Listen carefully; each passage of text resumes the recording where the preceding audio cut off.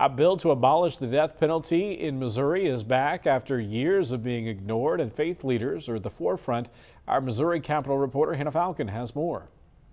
Policy is usually the forefront of debate in this building, but today it was religion and morality that lawmakers were asked to face. Sitting across the street from Missouri's Capitol building is a Catholic church. As neighbors, the two rarely interact, but Monday is an exception. The Committee on Corrections Public Institutions will now come to order. Replacing the death penalty with life imprisonment without parole ensures accountability while avoiding the moral and practical harms of capital punishment.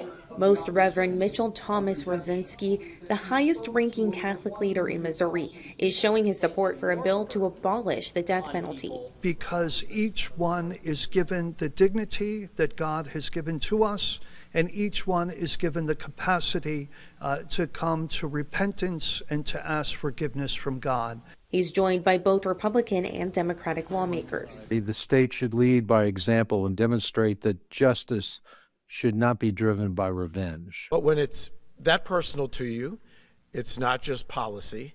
And religious leaders from other Christian denominations. We could make a theological case and debate theology all we want, but ultimately that's not what we're asking you to do for the state of Missouri. We're asking you to do what's best for the state. Although there was no public opposition to the bill, some lawmakers are not supportive. Someone would kill someone or injure them severely, and they have life without parole. There's really no punishment for them other than they might be segregated. Monday's committee hearing is the furthest that a bill to abolish the death penalty has gotten in over a decade, but it's still not clear if the bill has enough votes to get past committee. Reporting in Jefferson City, I'm Hannah Falcon.